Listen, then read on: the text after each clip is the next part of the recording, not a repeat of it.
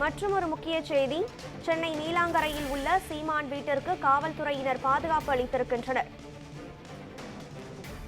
இது தொடர்பான விவரங்களுடன் இணைகிறார் நமது செய்தியாளர் ஆதாம். வணக்கம், சொல்லுங்கள். சமீப காலமாக பெரியார் குறித்து நாம் தமிழர் கட்சியின் தலைவர் சீமான் அவதூறு பேசி வருவதாக மே 17 இயக்கத்தினர் மற்றும் பெரியார் கூட்டமைப்பினர் அவரினுடைய நீலாங்கரை வீட்டை முற்றுகையிடுவதாக அறிவித்திருந்தனர். இந்நிலையில் காவல்துறையினர் பாதுகாப்பு அளித்திருக்கின்றனர் அவருடைய வீட்டிற்கு. அங்கு இருக்கக்கூடிய சூழலை பதிவு செய்யுங்கள். வணக்கம்.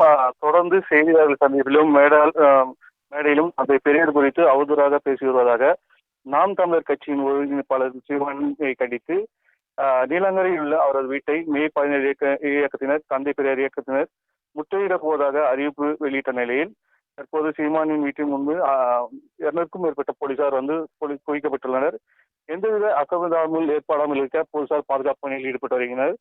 தொடர்ந்து கடந்த சில நாட்கள் முன்பு கூட தந்தை பெரியார் திராவிட கழகத்தினர் சீமான் வீட்டில் முற்றுகையிட முயன்ற போது போலீசார் தள்ளுமுள் ஏற்பட்டது. பின்னர் அவர்களை கைது செய்து தனியார் மண்டலத்தில் அடைத்து வைத்தனர். தற்போது இந்த பகுதியில் சீமான் சற்று செய்தியாளர் சந்தித்து வருகிறார். பல்வேறு தந்தை பெரியார் குறித்து கருத்துக்களை வெளியிட்டு வருகிறார். தொடர்ந்து இப்பகுதியில் பதட்டமான சூழ்நிலை நிலவரும் நிலையில் ஒருபுறம் நாம் தமிழர் கட்சியின் சீமான் ஆதரவாளர்களும் இப்பகுதியில் குவிக்கப்பட்டுள்ளதால் சற்று ஒரு பதட்டமான சூழ்நிலை நிலவி வருகிறது.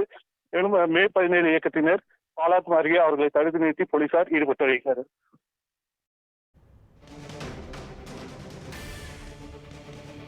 சென்னை நீலாங்கரையில் உள்ள நாம் தமிழர் கட்சியின் தலைமை ஒருங்கிணைப்பாளர் சீமானனுடைய வீட்டை பெரியார் கூட்டமைப்பினர் மற்றும் மே 17 இயக்கத்தினர் முற்றுகையிடப் போவதாக அறிவித்திருந்தனர்.